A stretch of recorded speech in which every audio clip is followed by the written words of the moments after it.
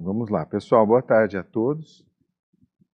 Indo agora para a segunda metade do curso, mais para o final do curso. As aulas de ontem foram relativamente pesadas, muita coisa em pouco tempo, mas a ideia é o caminho. A nossa primeira aula hoje vai ser mais leve, digamos, apesar de o assunto em si ele é profundo também, mas não tem tanto ferramental de engenharia, tanta coisa para absorver, digamos. É mais informação mesmo. E aí a segunda aula, hoje, começa o módulo de mecânica orbital, que aí é um pouco mais pesado. Amanhã volta a ser leve novamente. Então está mais ou menos assim, eu tenho alguma experiência de ensinar esses assuntos, então eu vou no limite aí do que eu acho que é aceitável. Alguns avisos antes de entrar no assunto de hoje: a reentrada orbital e tecnologias de pouso não espatifado. Minutinho daquela espiada lá no sinal. Então, o pessoal já está chegando, boa tarde. Finalmente começando, então, a aula de número 7. Esse é o QR Code do Google Forms. Vocês aqui na sala, eu acho que já está piscando a tela aí, não está? Não viram piscar? Então tá bom. Então, eu vou pedir a paciência do pessoal que está presencial aqui. Então, o nosso plano de voo, essa primeira aula do dia de hoje, ela é mais tranquila, no sentido assim, de não ter todo aquele ferramental de engenharia, é um pouco mais leve nesse sentido, mas o assunto é importantíssimo. Eu diria que a fase mais dramática de uma missão é a reentrada atmosférica.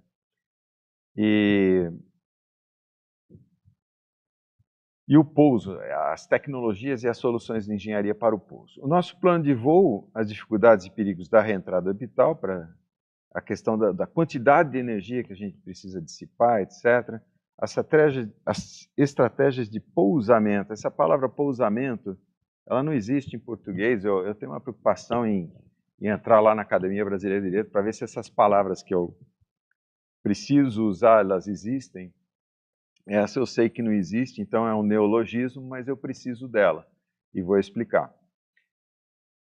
Porque é uma diferença entre pouso e pousamento, acho que vocês conseguem intuir. Bom, o pousamento seria o processo de pousar, que envolve 3 etapas, 1, 2, 3, e a etapa 1 é a entrada, é a interceptação da atmosfera, a dissipação, e a etapa 3 é que é o pouso. E aí eu coloquei aqui, o pousamento termina no pouso. Então fica uma confusão danada, em inglês é bem mais fácil, em francês também, mas em português a gente ficou com um probleminha aqui. Bom, isso aqui está descrito no capítulo 5 ali do livro, é um capítulo bastante importante. Em frente, explicando a história das 3 etapas, porque elas são importantes, a gente vai analisar cada uma delas. A etapa 1 consiste, então, você está em órbita ou vindo numa trajetória, por exemplo, de livre retorno da Lua para a Terra, ou que seja, mas você está bem longe, está ou em órbita da Terra ou em órbita do Sol, por exemplo, e você precisa executar alguma correção para que a sua trajetória, de alguma forma, a sua órbita, de alguma forma, intercepte a atmosfera. Porque aqui, nessa posição, você tem muita energia, e aí você quer pousar, então você tem que dissipar essa energia. E essa dissipação, a aerofrenagem. E aí, um parênteses, por incrível que pareça, é mais fácil pousar na Lua ou pousar na Terra do que em Marte, principalmente grandes cargas. Por causa justamente desse problema de dissipação. Fecha parênteses, eu vou falar bastante, eu não vou falar bastante, mas eu vou mostrar uma coisa muito importante para vocês hoje, com relação a isso, no devido momento. Então é só para, não é exatamente para criar um suspense, mas é um ponto importante que eu queria que vocês se lembrassem.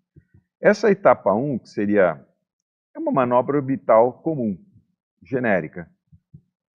Então a gente vai ver isso, na verdade, amanhã. Hoje. Na próxima aula, é isso que eu quis dizer. Estou acostumado, né? Na próxima aula. A etapa 2, essa sim, a aerofrenagem. Então você executa uma manobra orbital. Essa manobra orbital é de tal sorte que você acaba penetrando na atmosfera, e na atmosfera é que vai começar a etapa 2 de dissipação da energia. No caso, então, por aerofrenagem. Se você não tem uma atmosfera, o pouso na Lua, então você vai ter que fazer a dissipação da energia usando o próprio propelente, o próprio combustível. Correto? No caso do slide aqui, eu coloquei como exemplo a Soyuz, a espaçonave Soyuz, e só para explicar um pouco das etapas. A cápsula de reentrada é aqui no meio, então aciona os motores, corrige a trajetória para interceptar a atmosfera, mas antes, como ela usa paraquedas para o pouso, no final do processo de, entre aspas, pousamento, e o paraquedas tem um problema de escala que eu já vou comentar com vocês, então ela já separa todas as partes que não são o mínimo necessário, ela separa, essas partes aqui se perdem, reentram, e são trituradas aqui, são, né, degradadas termicamente, e é só a cápsula que reentra. Então, a etapa 2 é a etapa de dissipação da energia orbital, e a etapa 3 é o pouso propriamente. Porque não adianta você dissipar aqueles gigajoules de energia, aquela quantidade colossal de energia, e chegar e impactar a Terra a 100 km por hora, que não é nada em relação aos 10 km por segundo que ela tinha. Mas os astronautas não vão sobreviver. Então, a etapa do pouso também é importante porque você tem que, na verdade, é um problema de zerar a velocidade relativa entre a cápsula e a superfície da Terra no local de pouso. Por isso que é também uma etapa bastante sensível. Correto? Então, são as 3 etapas. A gente vai ver, como eu disse para vocês, a etapa 1, na verdade, em mais detalhe, na próxima aula, agora eu não errei, né? Mas ela consiste exatamente por exemplo, se você está numa trajetória, numa órbita circular em torno da Terra, você faz uma manobra, aplica um ΔV, para gerar uma nova órbita elíptica, por exemplo, de tal sorte que o perigeu dessa nova órbita elíptica fique ligeiramente abaixo da linha de Kármán, por exemplo, 20 km, 10 km. Por quê? Porque aí o atrito aerodinâmico vai começar a atuar. Lembra, em órbita, a única força que está atuando ali é exatamente a força de atração gravitacional.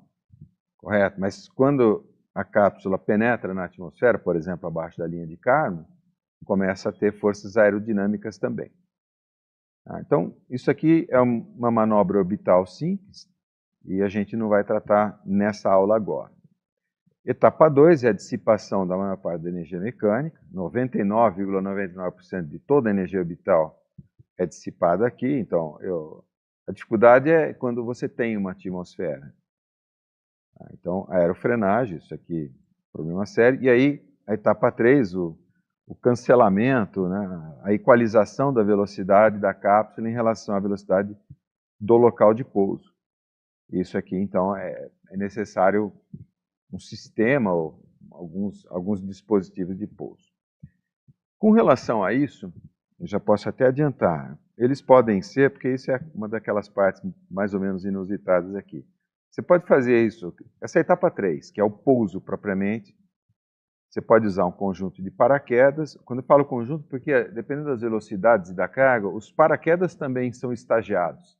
Você tem o paraquedas piloto, aí você tem um de frenagem, e aí você tem normalmente mais de um paraquedas de pouso propriamente, para ter uma certa redundância.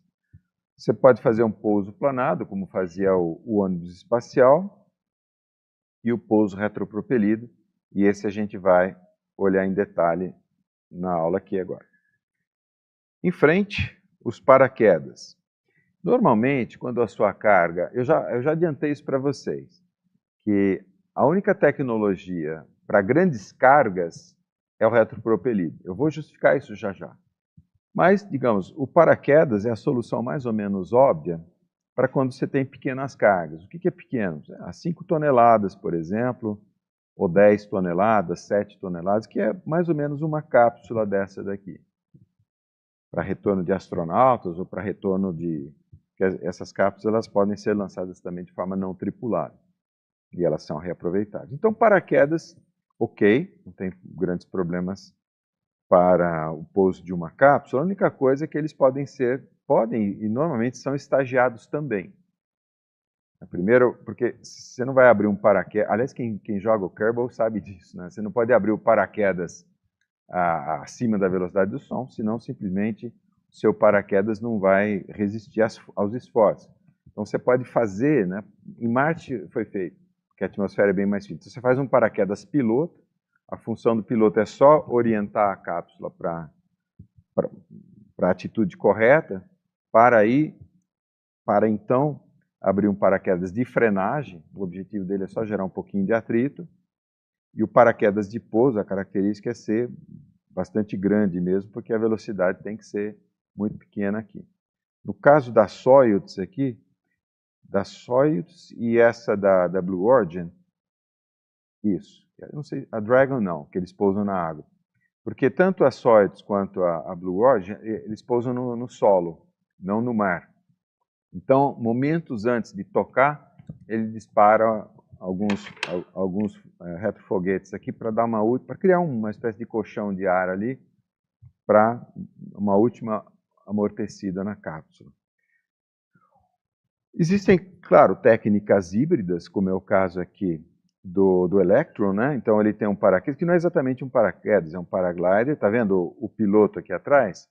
E a ideia, porque se isso toca a água, a recuperação do equipamento é mais complicada, é mais cara, e a ideia é capturar isso em voo com um helicóptero, por exemplo. Então, técnicas híbridas, óbvio, também. Eu vou mostrar outras, por exemplo, usadas em Marte. O uso de asas seria uma outra alternativa, o pouso planado, não é uma ideia nova. O pessoal, quando estava ali desenvolvendo o projeto Gemini,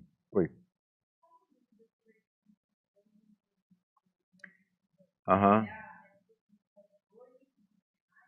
Porque a cápsula, ela pode não estar necessariamente na atitude correta, vamos supor, está caindo nessa direção, mas ela pode estar meio de lado. Então a ideia do drone, do piloto, vamos chamar de piloto, é um atrito aqui para orientar ela perfeitamente, para reduzir a chance de quando sair os paraquedas principais, eles se enroscarem uns nos outros. Entende? É uma questão meio estatística mesmo. Isso é um assunto interessantíssimo, mas muito específico, né? Mas é muito importante. Tá? Olha, então, voltando aqui na questão da asa, isso não é uma ideia nova. Na verdade, eu estava contando que o pouso da Gemini, eles estavam pensando em usar, tipo, não é uma asa fixa, ela seria dobrável, e o pessoal chama essa é uma técnica de asas de chama rogalo, com 2 L's aqui, se vocês quiserem procurar, asas de rogalo, 2 L's. No fim, como não era uma tecnologia muito testada, optaram por usar paraquedas mesmo. Mas no ônibus espacial já se usaram asas fixas, não asas infláveis aqui, ó, desdobráveis, né?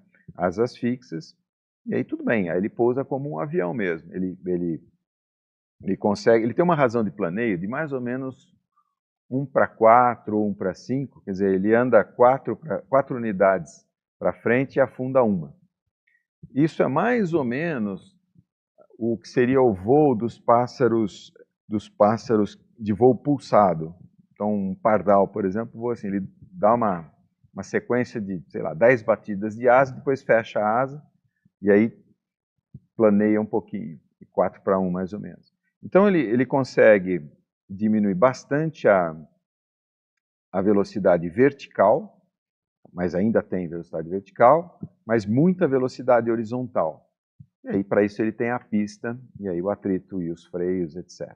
Então, asas também funcionam, e, obviamente, o pouso retropropelido, e como eu estava dizendo para vocês, a importância é justamente ser a única tecnologia, claro, que permite você pousar num planeta sem atmosfera, ou numa lua sem atmosfera, e, no caso de um planeta com atmosfera, grandes cargas. Eu vou explicar para vocês o porquê. E aí vocês podem, né? A diferença entre pousar na vertical, como vocês estão vendo aqui, ou pousar na horizontal, que é o caso da Starship, é a velocidade terminal aqui, ó, que ela forma. E isso, quanto menor essa velocidade terminal, menor a quantidade de propelente que você tem que embarcar para essa manobra aqui de pouso.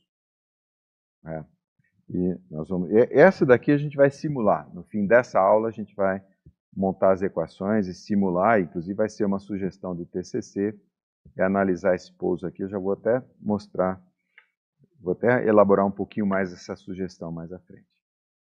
Bom, isso aqui é para explicar para vocês, né, que realmente se você vai pousar num lugar que não tem atmosfera, você não pode usar a aerofrenagem para dissipação da energia orbital, então a única alternativa é o pouso retropropelido. No caso do módulo lunar e no caso do projeto Artemis, que foi a SpaceX justamente que ganhou a licitação para fazer o pousador aqui da... Também não sei se essa palavra existe nem em português, né, o pousador das missões Artemis aqui. E, no caso, são cargas grandes, né, então não tem muito como escapar ali do pouso retropropelido. Técnicas híbridas, que eu chamo de meia calabresa, meia mussarela. E aí, é sempre um problema de escala, tá, pessoal? Sempre um problema de escala, no caso aqui, quantas toneladas você quer pousar? Ou quantas toneladas você quer passar de forma bem sucedida no processo de pousamento, só para ser bem enfático ali, para diferenciar. A etapa final, desculpa assassinar a nossa inculta e bela aqui, sabe? Aliás, eu gosto tanto que a primeira citação que eu faço no livro é justamente Luiz de Camões. Né? Tem uma coisa especial por isso, mas vamos lá. Então, assim, você pode usar, por exemplo, um paraquedas para iniciar o pouso. Tá?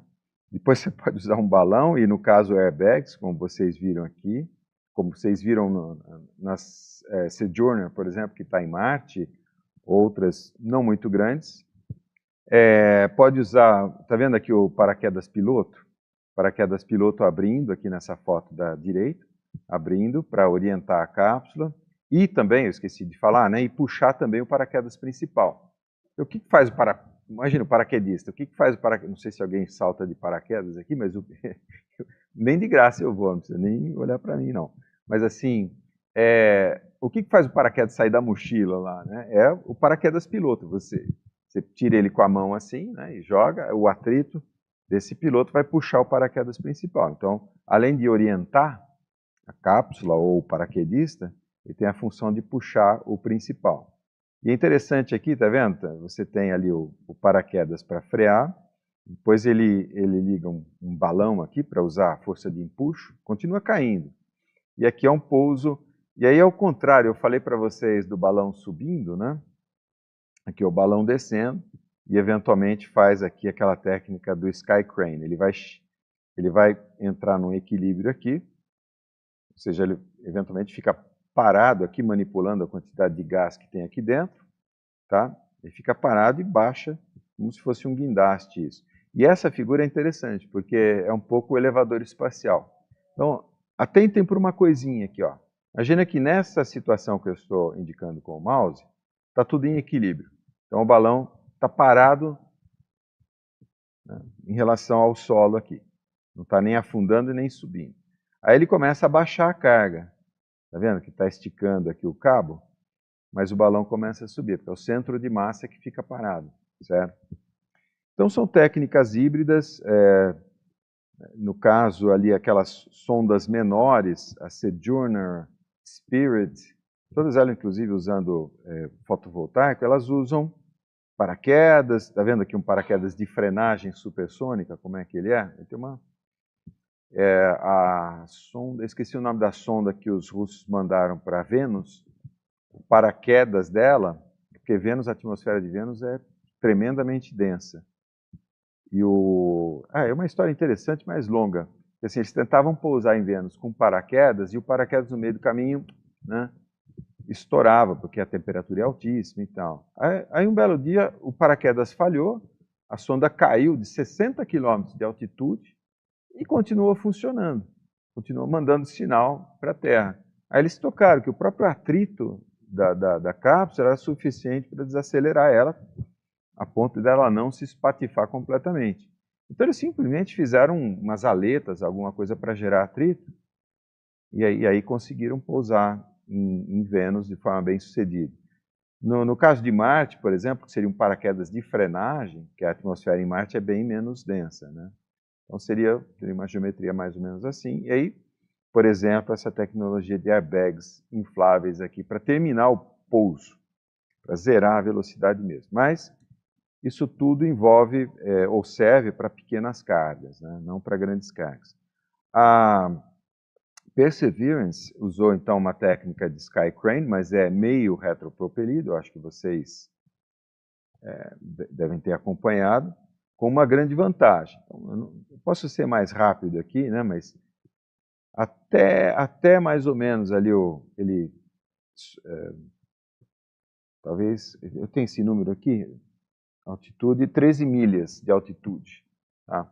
Então, alguma coisa como 25 quilômetros, 20 quilômetros de altitude, você pode usar o paraquedas para frear. A história desse paraquedas para funcionar em Marte também é muito interessante, se você tiver a oportunidade de ler.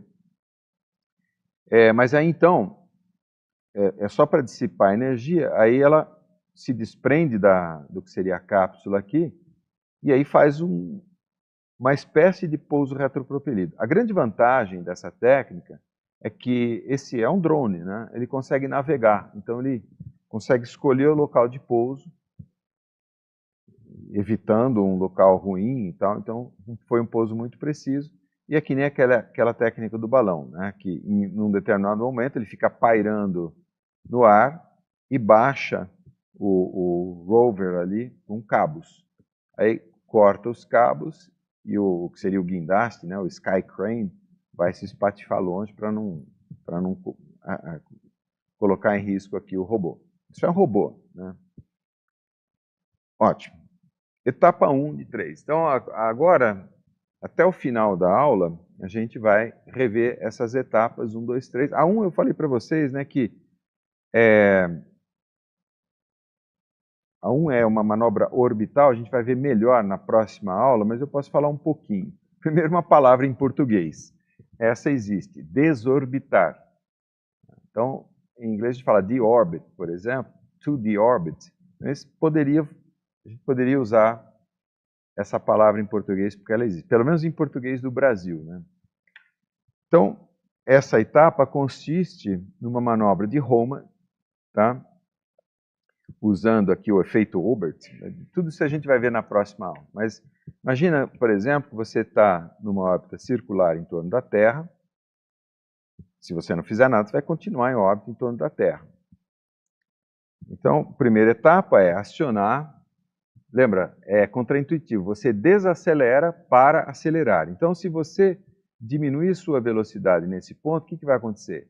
A força centrífuga diminui, a força de atração gravitacional é a mesma, então você cai em direção à Terra. Caindo em direção à Terra, você acelera.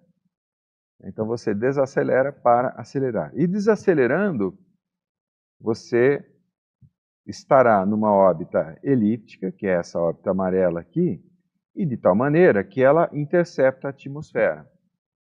Um parênteses, esse ângulo que você intercepta a atmosfera é muito importante, a gente vai calcular ele direitinho daqui a pouco. Mas a manobra de desorbitar é essa, e aí, obviamente, quando você entra na atmosfera, você já não segue mais uma órbita.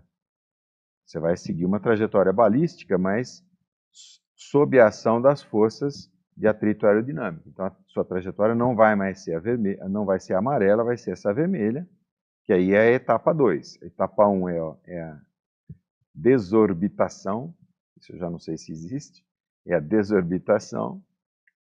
E a etapa 2, essa a gente vai ver, é justamente o processo de aerofrenagem para a dissipação de toda aquela energia orbital. E a etapa 3 é o pouso final propriamente dito.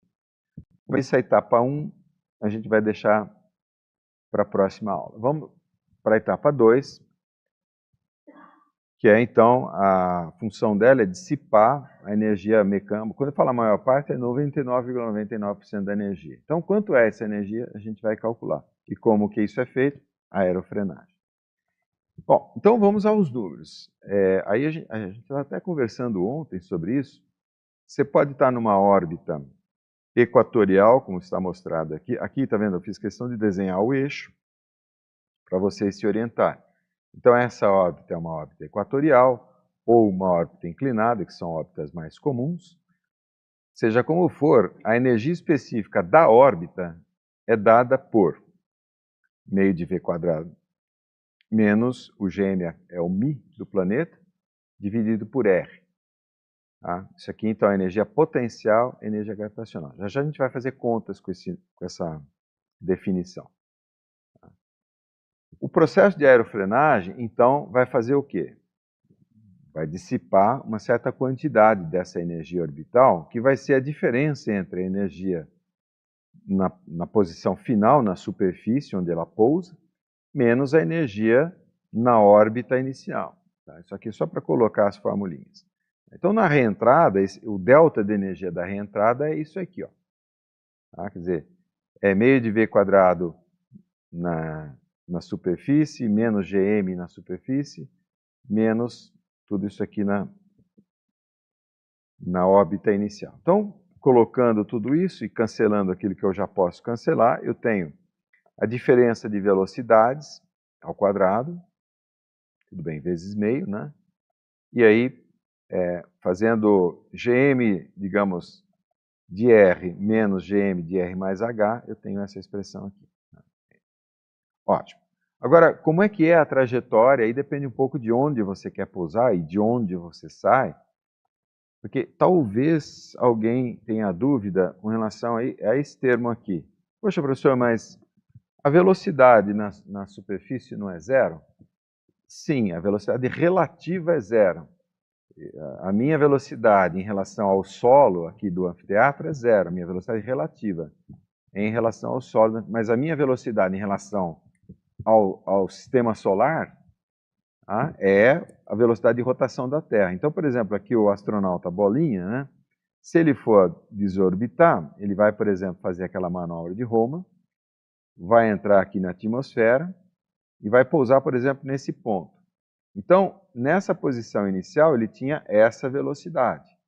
Nessa posição final, ele tem essa velocidade em relação, uma velocidade heliocêntrica, que é assim que a gente fala, né? Que é a velocidade da superfície da Terra. Tá? Então, é assim que a gente faz a conta. E essa dissipação, como eu estava dizendo, é feita por aerofrenagem, no caso do planeta ter atmosfera, e eu já mencionei esse exemplo para vocês. Né? Lembra, o bocal do motor do foguete, que a gente estudou ontem, faz o mesmo papel da roda do carro. E o freio do carro, que é quem dissipa a energia cinética do carro, assim, grosso modo, o carro não tem energia potencial. Né? Vamos supor, numa pista de corrida, ele está correndo no plano. Mas quem dissipa toda a energia mecânica são os discos de freio. Então, quem é o disco de freio da cápsula? Vocês vão ver, é a própria superfície externa da cápsula, ou da espaçonave, ou do avião, né, se for um avião espacial. Isso aqui vai virar uma corujinha aqui, um pop quiz. Tá, então vamos lá. Primeiro pop quiz. Qual o principal mecanismo de dissipação da energia mecânica numa reentrada orbital na Terra? A aceleração de Coriolis, o arraste aerodinâmico, a força de atração gravitacional do Sol, o princípio da conservação da quantidade de movimento, a equação de Tsiolkovsky, é impossível saber. Enquanto vocês respondem aqui, eu dou uma olhadinha lá se está tudo em ordem. Ok, estamos... eu estou vendo ali no chat o Alberto, eu troquei uns e-mails com o Alberto, eu mandei, depois você me diz, Alberto, mandei só para você, por teste, os slides das aulas 3 e 4. Aí depois você me fala se você recebeu. Eu estava com problema também para mandar arquivos muito grandes. Tudo está dando problema aqui, lei de Murphy. Ó, o outro problema que tá vendo o que está em órbita aqui, ó? Isso aqui era um assoio, isso aí o PowerPoint bota uma fórmula no lugar da sorte, se anima. Não, é impressionante, né? Lei de Murphy. O Murphy está dando risada. Eu juro para vocês, eu pegando aquela Soyuz aí do slide anterior, criei uma trajetóriazinha para animar aqui para vocês. Até o PowerPoint está dando problema aqui, impressionante. Bom, vamos lá, pessoal. Como é que é o processo de pouso, né? Estou pousando em Marte agora, vamos supor. Né? É que eu quero fazer as contas agora da dissipação da energia. Nessa órbita aqui, que é essa linha branca, quem está vendo essa fórmula aqui, é uma fórmula em órbita, pode ser, não depende da massa, inclusive, né? Mas então a energia, a velocidade que ela tem aqui nessa altitude orbital h é a velocidade orbital, que é, lembra, eu estou sempre repetindo, é a condição em que a força centrífuga se iguala à força de atração gravitacional. O delta, que a gente vai calcular, então, é a diferença de velocidades. A gente já vai fazer essa conta, né? Da velocidade orbital com relação à velocidade na superfície, e aí simplesmente é de giro cativo, né? Então é o ômega-r.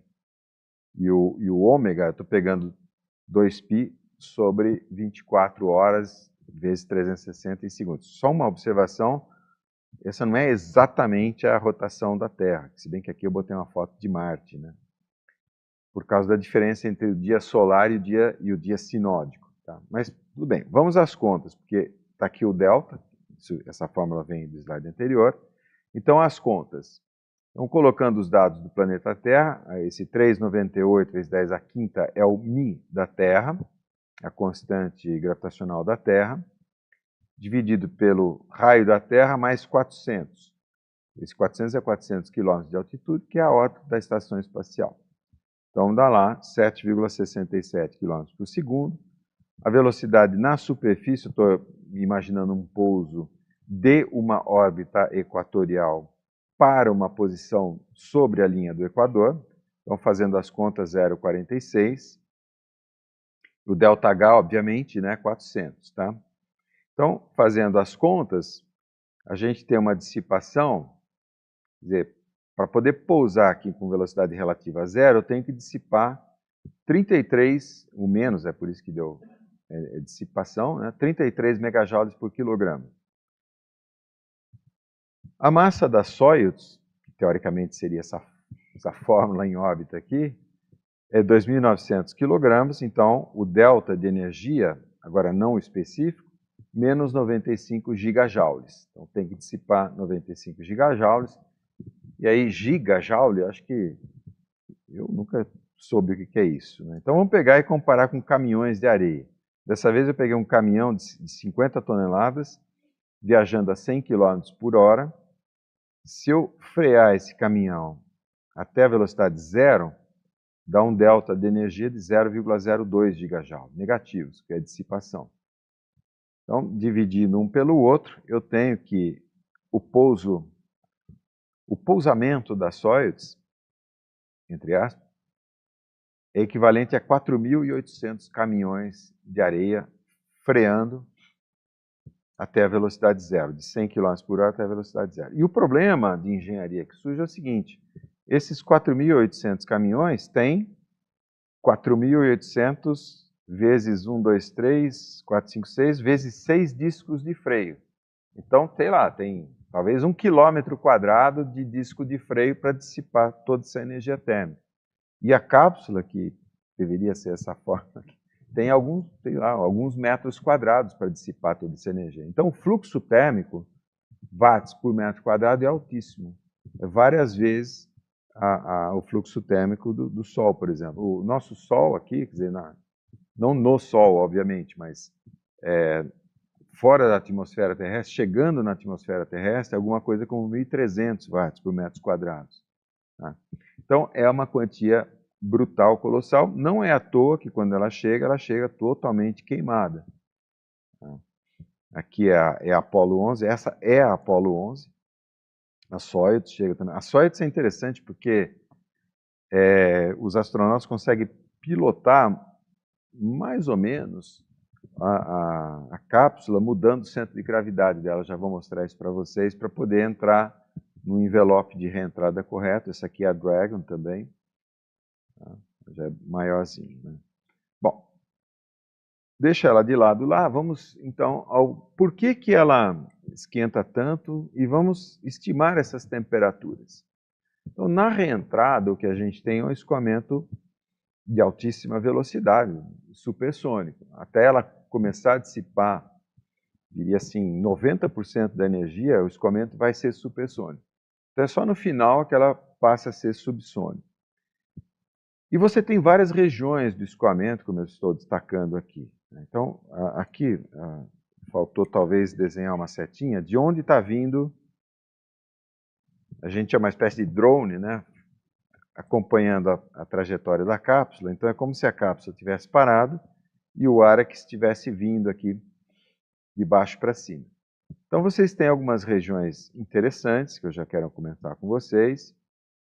Bom, primeiramente, uma daquelas ondas de choque subsônico, subsônico supersônico, é formada aqui.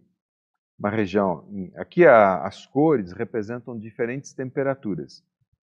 O azul é temperatura baixa, o vermelho, o rosa e o branco são as temperaturas. O branco é a temperatura mais alta, tá? Então aqui se tem uma região de ablação. Eu já vou explicar o que é ablação. Outras regiões de cisalhamento do escoamento. Cisalhamento é quando você tem escorregamento relativo entre as diferentes camadas do fluido, no caso do escoamento. E esse aquecimento eu até faço assim com a mão, porque para despertar essa imagem em vocês, porque quando a gente faz assim com a mão, esquenta a mão, correto? Então é exatamente o que está acontecendo aqui. Exatamente o que está acontecendo aqui. Então, cisalhamento, ablação, etc. Bom, recirculação, tem uma série de coisas aqui. Por exemplo, você me perguntou sobre o paraquedas piloto. Uma das coisas que forma, você já deve ter visto isso, por exemplo, imagina um pilar de ponte e num rio. E aí você tem o escoamento aqui, aí começa a formar uma esteira de vórtices assim. Né? Isso aqui é bacana porque isso forma, até existem fotos, por exemplo, de uma montanha muito grande, ou um vulcão, principalmente um estratovulcão, e uma camada de nuvens, e você vê direitinho esses vórtices aqui na esteira, na parte de trás do vulcão. Então isso é um fenômeno muito conhecido, chama esteira de von Karman. Esses vórtices, eles são... Bom, aí depende um pouco da velocidade, mas eles são muito regulares e forma isso também na cápsula. Então aqui atrás você tem, só que é tudo supersônico agora, a formação de vórtices aqui atrás. E isso, como ela não tem muita massa, essa cápsula pode começar a oscilar por causa desse desprendimento alternado de vórtices. Tá? Então, assim, uma das funções do paraquedas e a própria aerodinâmica da cápsula é não ser sensível a isso. Tá? Mas o objetivo agora é ver e estimar essas temperaturas para a gente, por exemplo, escolher materiais, né? Por exemplo, para essa proteção. Porque pela configuração de cores aqui já dá para intuir que as temperaturas mais altas serão aqui nessa região rombuda da cápsula. E nós vamos calcular isso e, portanto, é onde você precisa da melhor proteção térmica. Tá? No caso, então, a proteção para essas temperaturas extremas, é que eu ainda não calculei, é um isolamento ablativo. O que é um isolamento ablativo? É algum material que você põe lá, e esse material ele queima, evapora, absorvendo toda essa energia, então não deixando que o calor penetre ali para dentro da cápsula. É um material ablativo. Esse material pode ser uma tinta ablativa, que é no caso aqui dessa região, ou no caso aqui do escudo térmico propriamente, já são alguns centímetros de material ablativo. As torres de lançamento também têm coberturas de tinta ablativa. Por isso, e esse é um problema, inclusive, lá para o pessoal da SpaceX, porque eles querem recircular rapidamente. Então, se você põe uma tinta ablativa, depois, para repintar tudo aquilo, você tem que tirar a tinta queimada, pintar em cima de novo e tal. Então, é um problema como você diminuir esse tempo de manutenção da torre. Né? Mas esse é um outro... Só um parênteses, é porque muita gente me pergunta, até estava respondendo um e-mail, o rapaz falou, olha, eu estou estudando agora não lembro se era física ou química, e gostaria de trabalhar nessa área. Eu falei, na verdade, até biologia, se você estudar biologia, você consegue trabalhar. Aliás, é um assunto interessantíssimo, a parte de exobiologia. Mas, basicamente, qualquer área das ciências exatas já te capacita para trabalhar no setor aeroespacial. Oi, pois não.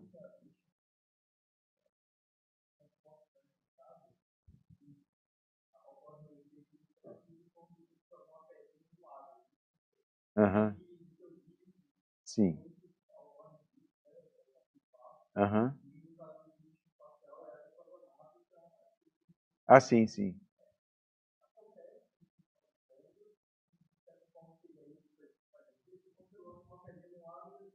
Sim, sim.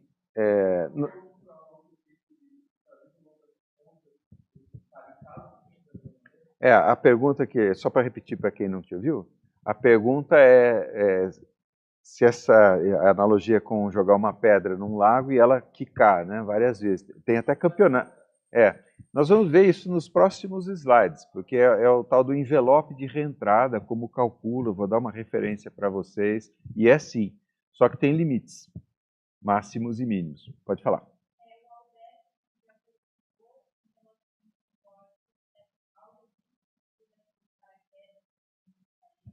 Por exemplo,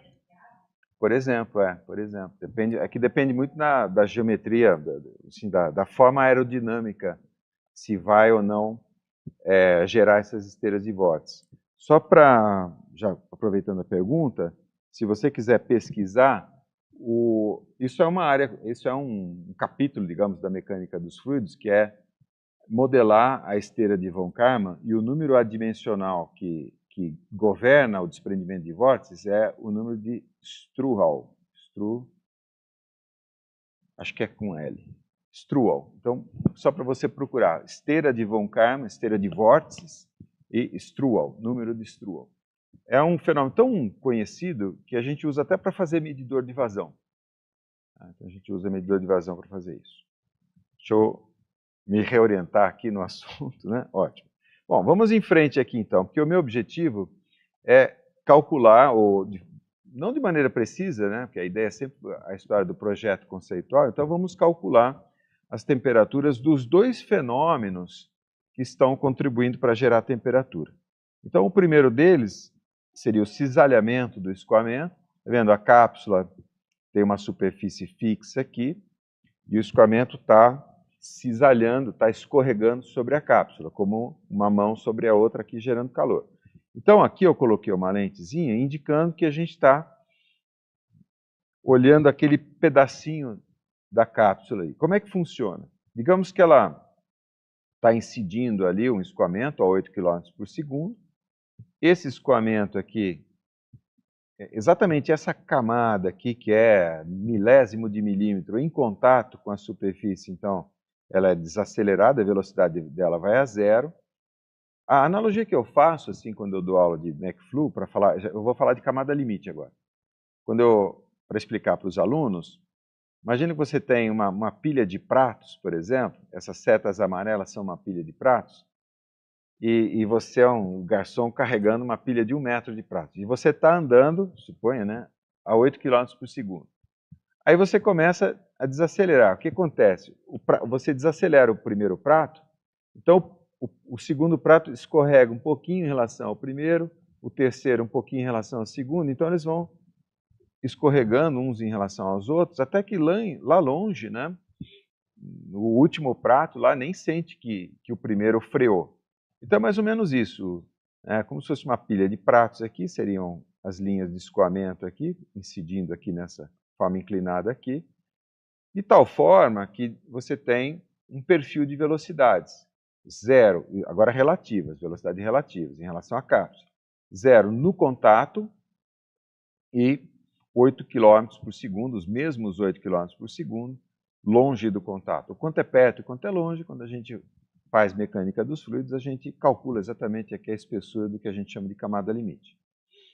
Tá? Mas o importante é o seguinte, esse escorregamento relativo entre as diferentes camadas gera o quê? Eu estou sempre fazendo assim com a mão, gera escorregamento, gera calor. Portanto, vai gerar um perfil de temperaturas aqui. Então, sem muito compromisso, eu estou desenhando aqui em vermelho. Então, o nosso objetivo é calcular essa temperatura máxima.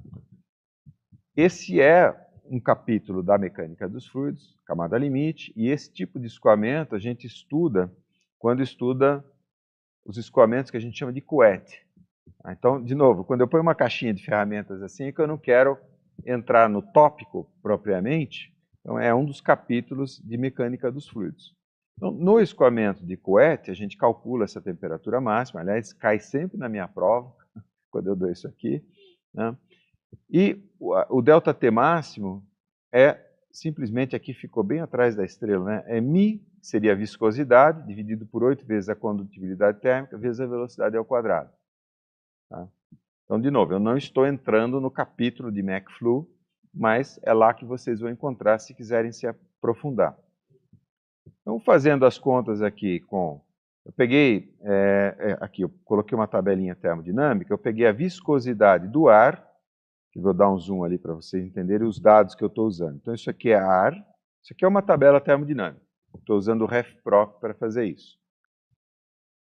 Então, é o ar, estou supondo que eu estou a menos 50 graus Celsius, a pressão de 0,01 bar, então estou em alta altitude, e eu tenho todas as propriedades termodinâmicas. Eu preciso da viscosidade em micropascal segundo e da condutibilidade térmica, 20,37 miliwatts por metro Kelvin.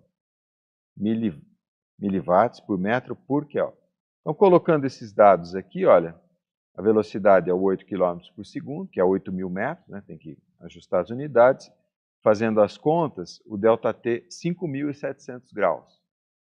Então, só com o cisalhamento aqui, eu aqueço milhares de graus, a gente pode falar assim. Por quê? Porque essa minha modelagem também ela está meio pobre, né? Que fenômenos eu estou desprezando dessa modelagem? Então, por exemplo, a radiação térmica. Essa equação minha considera que toda dissipação é por atrito, mas eu tenho dissipação de energia por radiação térmica. Tanto que a gente vê essa... naquela foto que vocês estão vendo o carro freando e as rodas rubras emitindo luz, na verdade ela está emitindo luz visível, mas está emitindo também no infravermelho. Então isso também é energia.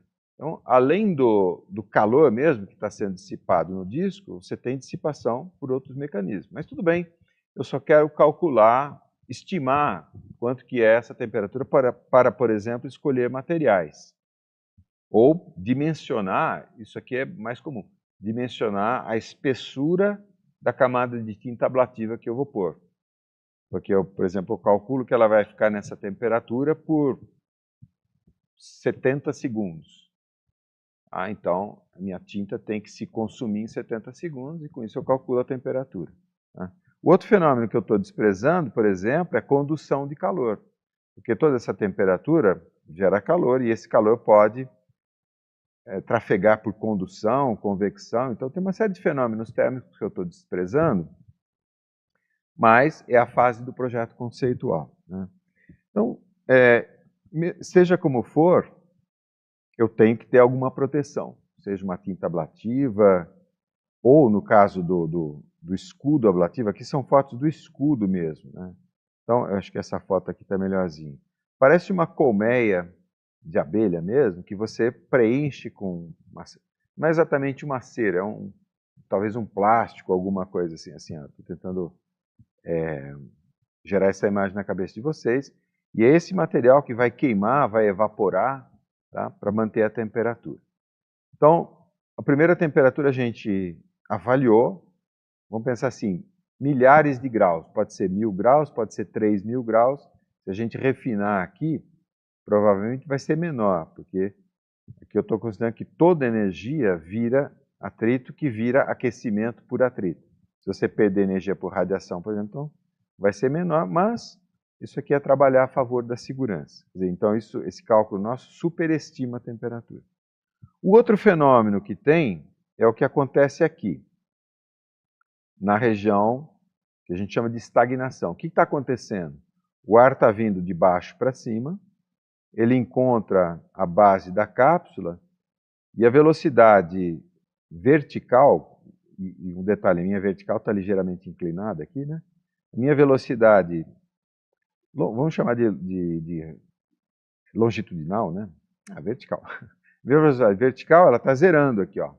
Tá? Então, ela está sendo desacelerada, tudo bem, ela vai ganhar um pouco de velocidade lateral, mas nessa direção ela está desacelerando. Então, vamos olhar com o microscópio. Então, está aqui a superfície rombuda da minha cápsula, o escoamento está vindo agora aqui da esquerda para a direita, e o que acontece é que essas moléculas aqui, que vão impactar bem nessa região aqui de chapa, elas estão sendo desaceleradas.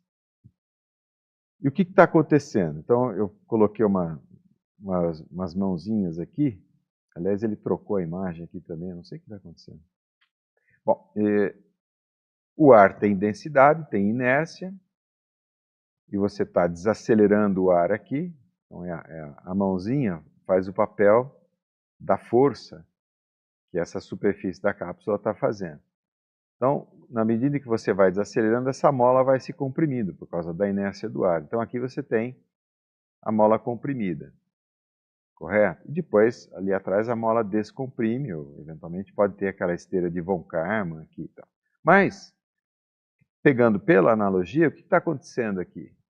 O ar está sendo comprimido. O que acontece quando você comprime um gás? Aumenta a temperatura. Então, é a conta que a gente tem que fazer. Então, de novo, termodinâmica. Vou supor, a gente fez isso ontem, a gente não supôs que o bocal, só que o bocal é o processo contrário. No bocal, o gás expande. A gente não supôs que o processo de expansão era isentrópico, sem atrito, sem a reversibilidade, sem nada? Então, nós vamos fazer a mesma coisa, né? Supor que seja isentrópico, sem atrito, sem nada. Então, é como se fosse mecânico, né? A energia nesse estado aqui é igual à energia nesse estado aqui. Então, basicamente, toda energia cinética translacional vira energia de pressão. Energia termodinâmica, que é entalpia. Então, quando a gente faz a conta, usando lá a nossa caixinha de ferramentas de escoamentos compressíveis, o ΔT máximo é também proporcional à velocidade ao quadrado, mas dividido, bom, velocidade ao quadrado sobre 2, mas dividido pelo calor específico. Tá? Isso aqui é o ΔH, né? O delta de entalpia. Então, colocando os nossos números, que eu tenho ali das propriedades termodinâmicas do ar, também é menos 50 graus e tal, então, o meu ΔT é de 30.000 graus. Tá? 30.000 graus, de novo, eu estou desprezando a radiação térmica, tudo isso, né? Então, eu posso dizer que são dezenas de milhares de graus. Então, contrariamente ao que se pensa comumente, o que mais aquece não é o atrito, não é o cisalhamento do ar. O que mais aquece é a compressão do ar. Tá? Então, é por isso que o escudo, aqui a gente chama de escudo ablativo, porque ele tem vários centímetros ali de espessura. Porque as temperaturas são muito altas e aí o material vai evaporar, vamos pensar que ele evapora, é que ele sublima, na verdade. Né? Então, ele vai sublimar muito mais rápido, portanto, a camada tem que ser maior. E aqui você pode, eventualmente, se safar com uma tinta de talvez 1 milímetro de espessura. Correto? Então, de novo, é um cálculo aproximado, serve para a fase inicial do projeto, não serve para a fase elaborada, porque também a gente está desprezando uma série de efeitos aqui, os mesmos do slide anterior, né? Radiação térmica, etc. E a própria termodinâmica é um pouco diferente, porque nessa temperatura, 30.000 graus, o que é? A temperatura de qualquer coisa, de um gás, dessa mesa aqui, é a velocidade média translacional das moléculas da substância.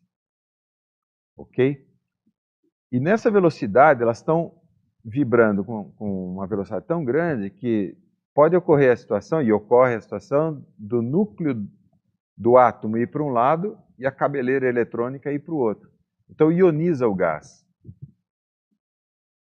Então, a 30.000 graus, sim, vai ionizar com certeza. A 5.000 já está no limite de ionizar. Então, assim, a própria termodinâmica seria diferente, porque aparecem forças eletrostáticas, né, que não são consideradas, por exemplo, nesse modelo que está aqui nessa tabela. Mas não importa, de qualquer forma, as temperaturas seriam menores, e tendo uma estimativa, um limite superior, a gente está a favor da segurança. Então, moral da história, o aquecimento por atrito, milhares de graus, aquecimento por compressão, por estagnação do escoamento, dezenas de milhares de graus, nas regiões do bordo de ataque. Então é interessante a gente ver essas cápsulas que retornam, a própria Starship retornando agora, porque eles põem câmeras para filmar, então você vê as regiões onde tem o bordo de ataque, que é onde o escoamento sofre a estagnação, ela está sofrendo e o pessoal ainda não desenvolveu a proteção térmica. Proteção térmica na reentrada é um assunto fundamental para a reutilização do equipamento. Tá? Então, agora eu vou entrar na sua questão, que é a história do envelope de reentrada, porque tudo isso é uma análise extremamente simplificada, não simplista, mas simplificada, são coisas diferentes, e também no sentido de eu não ter considerado outras coisas importantes para o processo. Então, vamos lá, agora sim, agora pelo menos ele botou a minha cápsula ali, não é mais uma fórmula matemática. Então a minha cápsula reentrou. Soltou a cápsula de reentrada da espaçonave Soyuz, ela executou aquela trajetória de interceptação da atmosfera, num determinado ângulo que eu já vou mostrar, e essa reentrada ela é importante por quê? Porque, era a sua pergunta, se eu, por exemplo, cometer um pequeno desvio aqui, e eu entrar num ângulo diferente, por exemplo, muito fechado, então a dissipação da energia pode ocorrer no intervalo de tempo muito pequeno, portanto, alcançar temperaturas muito altas e eventualmente queimar todo mundo lá dentro. Mas também, no caso de seres humanos, é que a gente já vai construir o envelope. Acelerações muito fortes, o ser humano não sobrevive. Tá? Então, esse ângulo ele não pode ser muito forte, porque senão você viola condições aí de integridade estrutural e até dos tripulantes, se houver, ou, se for um ângulo muito aberto aqui, eventualmente você, como você falou, você resvala na atmosfera e acaba se reinserindo em órbita, porque você não, a cápsula, né, está sob forças aerodinâmicas e dependendo um pouco da orientação dessas forças, você pode entrar em órbita novamente. Então, esse ângulo aqui é muito preciso. Mas como é que a gente calcula esse ângulo? Ou, mais especificamente, né, os limites desses ângulos aqui. Porque, repara, um pequeno desvio aqui, uma pequena deriva aqui pode levar a um grande desvio mais aqui embaixo. Porque, lembra, isso aqui é a correção que a gente faz no perigeu, perdão, no apogeu, e o processo de reentrada ocorre no perigeu, do que seria aquela órbita de interceptação. Então, obviamente, um erro muito pequeno aqui pode levar a um desvio muito grande. Então, o que eu quero mostrar para vocês agora é esse processo de construção do que a gente chama de envelope de reentrada. É um assunto, eu estou tentando resumir, botar São Paulo dentro de São Carlos, tem várias referências e eu coloquei uma aqui para vocês, caso vocês queiram se aprofundar no assunto. Esse envelope, para nós, não sei se vocês já estudaram bastante equações diferenciais, então é o diagrama de fase de uma equação diferencial, basicamente. Que a gente vai, normalmente é posição e velocidade. Nessa nossa área aqui, a gente coloca a velocidade no eixo horizontal e a posição, que seria a altitude, no eixo vertical. É só uma questão de gosto do freguês. Então, eu vou até voltar um slide para vocês entenderem o gráfico, porque ele vai aparecer várias vezes. Cada ponto XY aqui da trajetória tem também uma velocidade Vx, Vy. E a gente representa, então, as velocidades, o que seria a velocidade total, né, V nesse eixo aqui, e a gente está só interessado na altitude, representa nesse eixo aqui. Tá? Então, vou voltar de novo, todas as possíveis trajetórias, essa que frita todo mundo, essa que deixa os caras em órbita uma semana e acaba o oxigênio, etc., ou todas as corretas, podem ser representadas num único gráfico. Então vamos lá, vamos construir esse gráfico e, repetindo, a referência que eu estou usando está aqui à esquerda. Ótimo. Então eu tenho limites, na verdade. Esse limite azul é o limite de planeio controlado, quer dizer, é a minha razão de planeio. Se eu pegar o ônibus espacial, é 1:4, mais ou menos. Tá? O ônibus espacial. A Soyuz, acho que era 1:10, alguma coisa assim. Já não vou lembrar. Mas é um limite inferior ou superior? Quer dizer, esse 1:4 é essa inclinação que eu estou mostrando aqui. Né? É um limite inferior ou superior? É um limite superior. Era interessante você ter uma razão de 1:15, porque aí você vinha caindo muito lentamente e dissipando toda aquela energia lentamente, sem grandes problemas. Então, é interessante ter uma grande razão de planeio. Tá, isso aqui, digamos, é a parte do bem aqui, né? E os limites do mal. Tá? Essas setinhas que eu desenhei é para mostrar que todas as trajetórias possíveis estão abaixo desse limite, que é a razão de planeio controlado. Então, vamos aos limites do mal. Um deles é a temperatura. Então, o que a gente faz, eu não vou fazer, e está explicado bem aqui nesse artigo, e eu já comecei a usar algumas das fórmulas nos slides anteriores.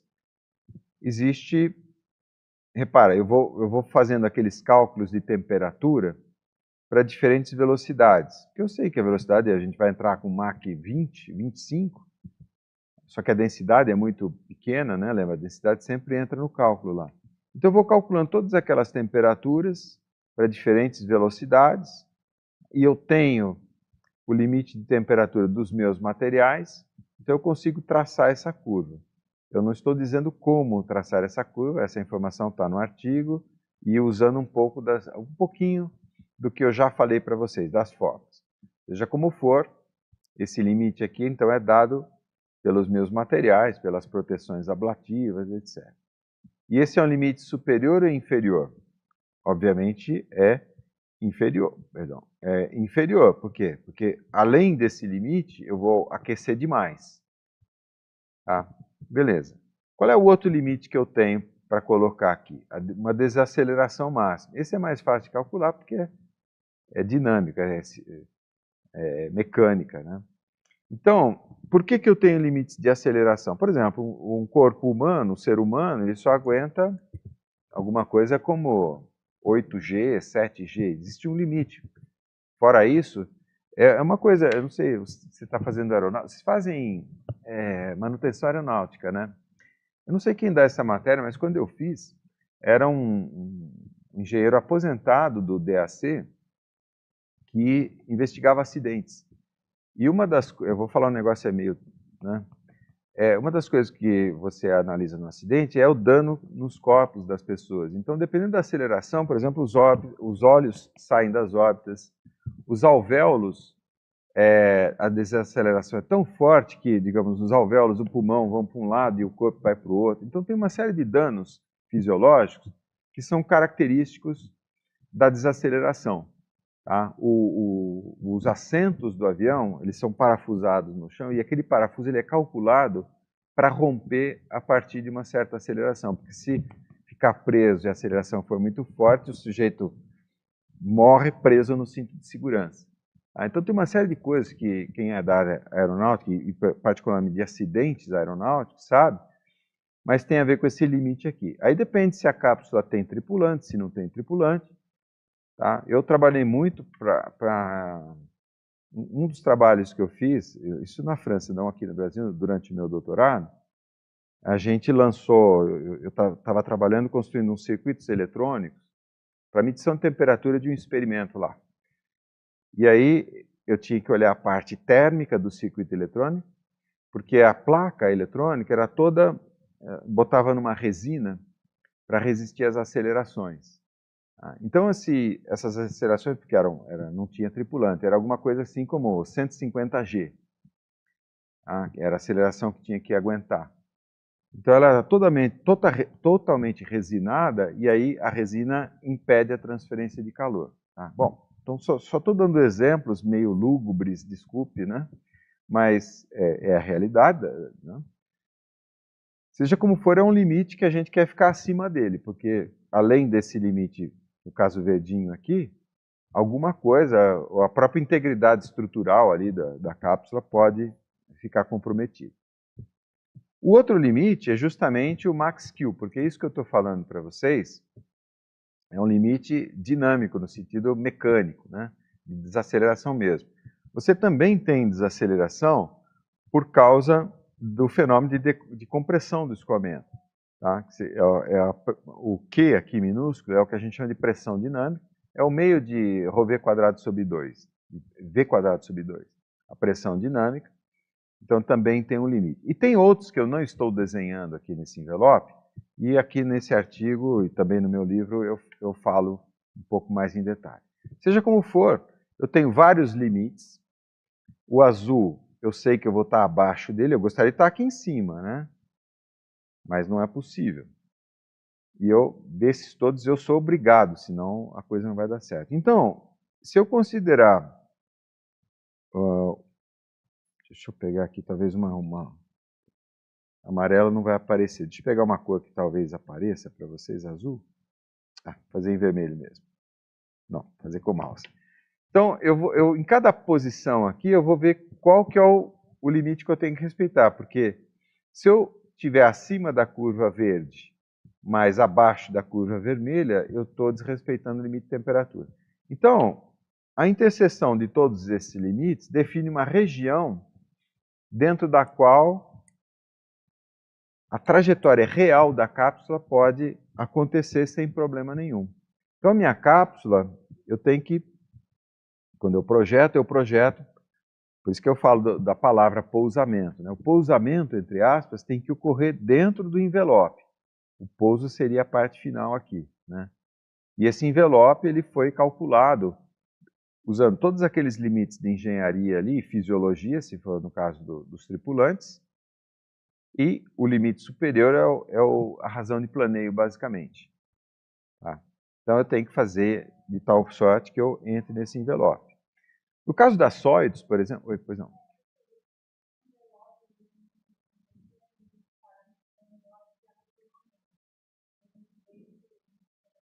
Não, esse é outra coisa. Esse aqui, ele é um envelope abstrato, na verdade, que é onde a trajetória de reentrada vai acontecer, tem que acontecer. Tá?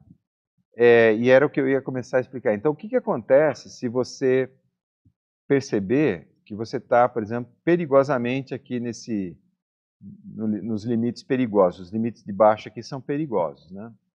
Então você pode fazer alguma coisa. O ônibus espacial, por exemplo, nem sei se eu falo nessa aula, mas o ônibus espacial executava uma série de manobras de giro. Por exemplo, ele caía de um lado, esquentava muito o lado, depois ele girava, vai fritando de todos os lados.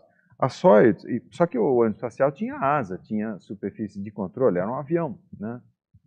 Os astronautas eram apelidados de tijolo voador, por causa da razão do planeta ser muito baixa. Mas eram, né? Agora, a Soyuz é pior ainda, se o ônibus espacial é um tijolo voador, então a Soyuz é realmente sei lá, uma bigorna voadora, né? Mas o que eles faziam para controlar e para minimamente pilotar? Deslocando centro de massa. Eu só comento isso, deixa eu desestagiar o meu slide aqui, porque é o seguinte, nos modelos terraplanista, quase terraplanista e quase terrabolista, a gente sempre supôs que o centro de pressão coincidia com o centro de gravidade.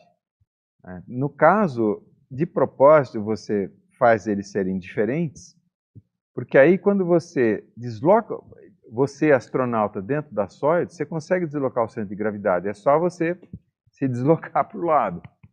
E se deslocando o centro de gravidade, como nessa segunda imagem aqui embaixo, você gira um torque. Então você consegue alterar, né, a posição da cápsula deslocando o centro de gravidade. Isso é como acontece, talvez vocês não estejam visualizando, mas eu tenho certeza que vocês visualizam um outro processo que é exatamente o mesmo. Não sei se já, como é que chama? Pegaram um jacaré em onda? Sabe aquela prancha pequenininha, já pegaram o jacaré em onda? É exatamente o que você faz na Soyuz. Eu vi algumas cabeças concordando, então vocês já pegaram o jacaré, então vocês sabem do que eu estou falando aqui. Tá? É só deslocar o centro de massa. Talvez aí eu não sei andar de skate, né? Mas acho que o skatista faz uma coisa parecida. Né? Esqui é isso, né? Instrumento de prancha. Bom, então, só para mostrar, né, o nível de sofisticação aqui. Né?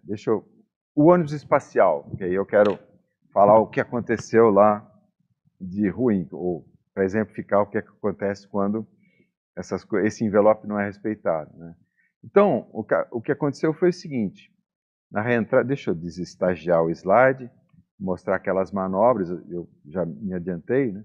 Então, o ônibus espacial, ele consegue, eventualmente, em função de perturbações, ele consegue fazer uma série de manobras, como ele tem uma razão de planeio alta, aqui esse envelope é das sóides, o que seria o limite de planeio do ônibus espacial está bem mais em cima aqui.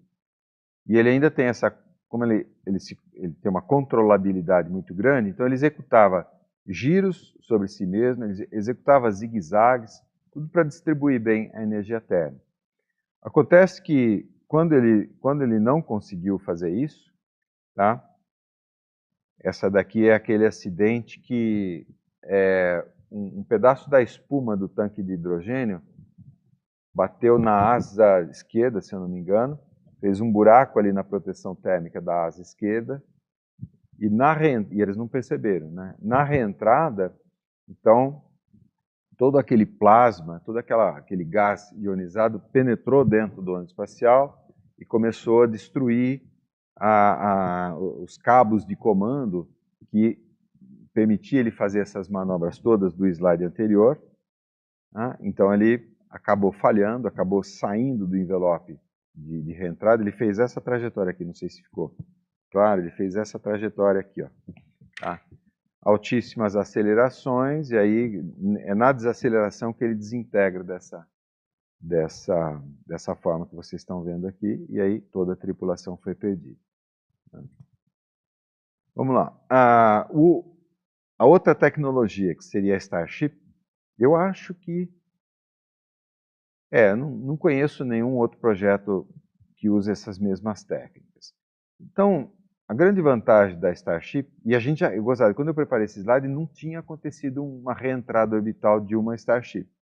Agora a gente já tem até vídeos, né, do escoamento aqui. Eu adoro, eu vejo, eu fico louco vendo ali o escoamento de plasma ali, né? Mas então, a técnica é parecida com a do ônibus espacial, só que o ônibus espacial tem asa. Asa, que a gente fala, é o perfil de asa mesmo, uma asa de avião. O que a Starship tem são essas aletas aqui, então ela funciona mais ou menos como um paraquedista. O corpo inteiro dela, ela caindo inclinada assim, então dá uma certa razão de planeio, e essas superfícies são superfícies de controle. Então é mais ou menos como a queda de um paraquedista, e o paraquedista tem os braços, os pés ali para tentar. É mais ou menos como um trator de esteira. O professor está sempre fazendo analogia, né? Como é que um trator de esteira faz a curva? Ele faz uma das esteiras girar mais rápido que a outra, aí ele faz a curva. Então é mais ou menos a mesma coisa. Como é que um paraquedista gira para um lado? Então, por exemplo, ele encolhe uma perna que diminui o atrito desse lado, cria uma força assimétrica e ele gira, por exemplo. Então ele tem controle. E a grande vantagem a vantagem de entrar na atmosfera como paraquedista é ter maior razão de planeio. A Starship tem uma razão de planeio maior do que essas cápsulas. Tendo maior razão de planeio, então, digamos, você dissipa toda aquela energia em mais tempo. Portanto, você tem mais... É como uma grande dívida em mais prestações. Então, a gente consegue amortecer melhor, acomodar melhor toda aquela carga térmica. Né?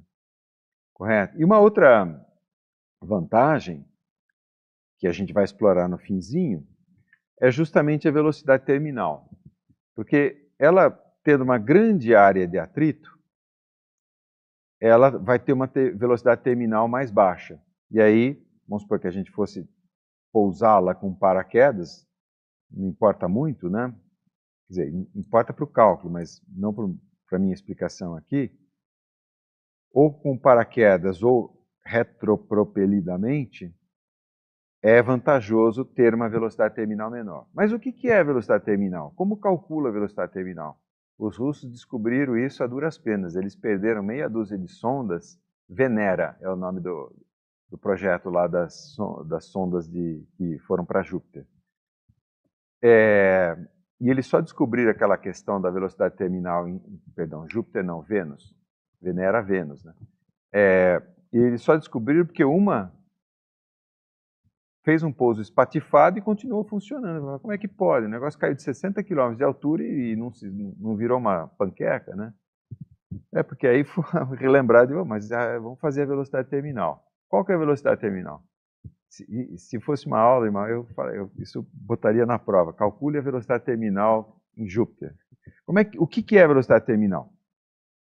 Ou, não sei se tem alguém que pula de paraquedas aqui, eu perguntei 2 vezes, mas assim, quando você pula de paraquedas em um avião, você começa acelerando, é a fase que dá frio na barriga. Eu estou falando porque me contaram, não que eu tenha saltado, nem de graça. Mas assim, tem a fase inicial, que é a fase da aceleração, e depois você entra em equilíbrio, a sua velocidade não aumenta nem diminui. O que está acontecendo nessa situação? É isso que eu destaquei aqui. A sua força-peso, é a massa vezes a aceleração gravitacional, está se igualando à força de atrito aerodinâmico. E, de novo, eu estou usando a equação de Darcy para expressar. A equação de Darcy, ela tem 2 termos importantes para nós. A área de superfície, área de contato, digamos, a gente chama de área molhada, e o coeficiente.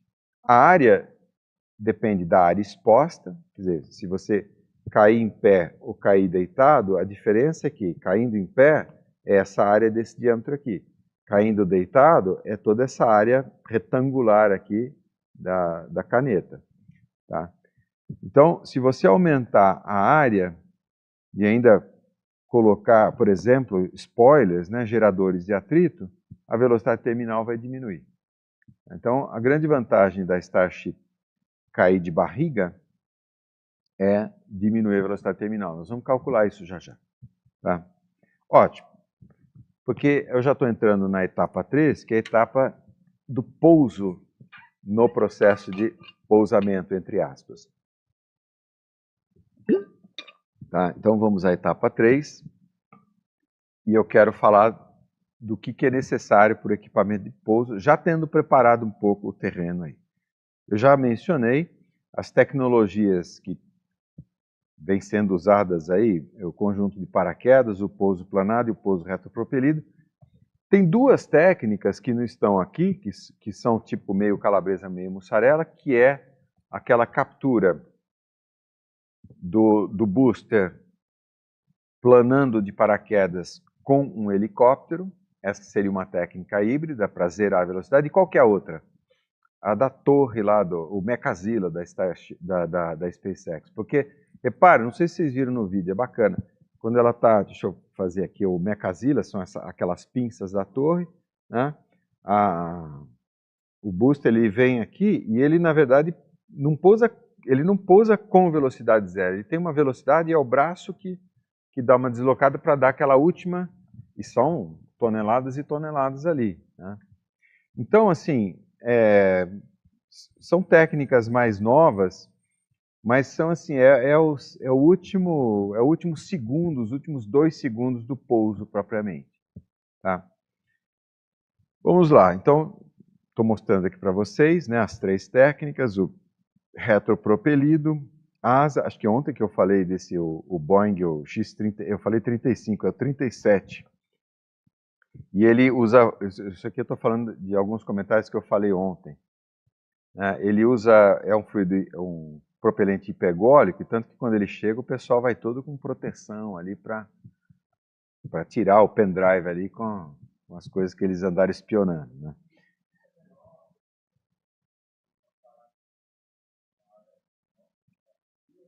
O que você está falando?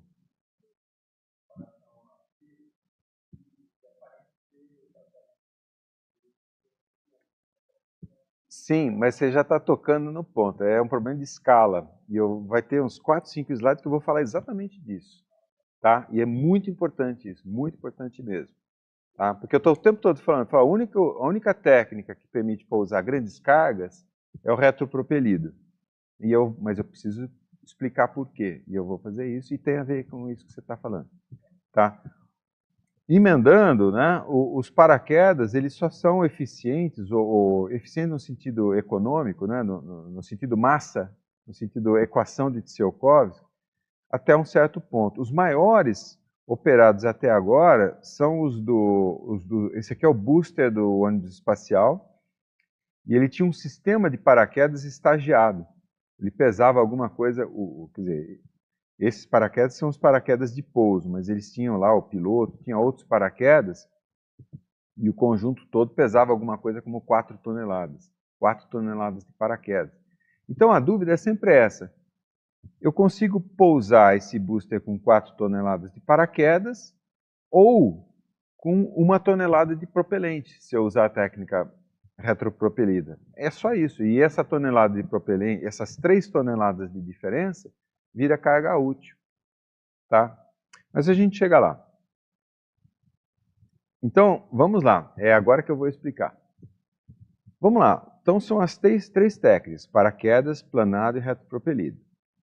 O paraquedas e o planado, o paraquedas precisa de paraquedas, o planado precisa de asa. Os dois dependem do quê? Bom, primeiro depende de ter atmosfera, tá? E agora, isso aqui que é importante que eu estou destacando. Os dois geram uma força de pouso, digamos, proporcionais à área do paraquedas ou à área da asa, correto? Então, o S aqui dessa formulinha é o fator de escala, S de scale. Tá? Então, essa força de pouso, ela é proporcional ao quadrado do fator de escala. Porque, como eu estava dizendo para vocês, é um problema de escala. Tá. Então, o que acontece, por exemplo, se eu pegar e dobrar a minha carga paga, minha massa útil? Se eu dobrar a carga, para pousar, né, o dobro da carga, eu preciso gerar o dobro da força, portanto, eu vou precisar do dobro da área. E dobrando a área, eu quadruplico o fator de escala, correto? Porque está ao quadrado. E esse é o problema. Então, quando eu aumento a escala, aí eu peguei um desenho, e esse desenho aqui, eu peguei o astronauta bolinha e botei um par de asas do lado dele. Adoro a turma da Mônica. Né? Meus filhos também.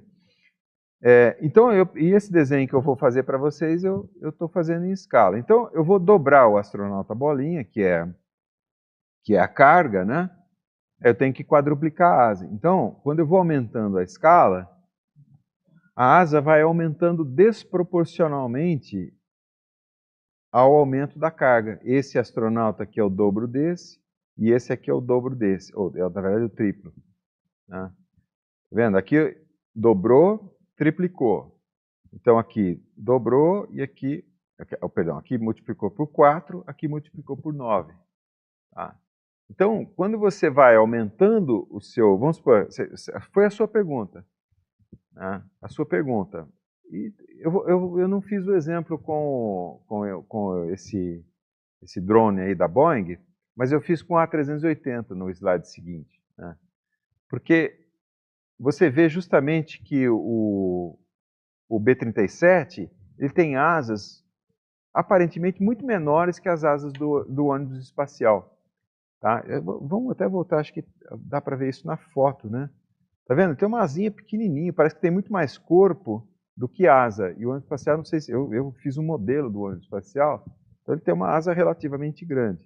Então está respeitando aqui meio sem querer, né? Meu exemplo deu certo. Tá? Então eu até fiz esse exemplo usando o A380, comparando com o A320. É tudo da mesma plataforma, né? Mas o que eu fiz para mostrar esse efeito? Porque esse efeito se aplica também a uma aeronave. Tá? Eu peguei o máximo peso de decolagem do A380 e do A320, que é, fazer a conta aqui, 575 toneladas. É o máximo max takeoff weight. Dividir pela área e são dados que tem lá no datasheet do A380, né? Dividir pela área de asa aqui, 845 metros quadrados. Então, o A380 precisa de 1,47 metros quadrados para cada quilo de carga. E carga é carga tudo, né? É carga estrutural, tudo.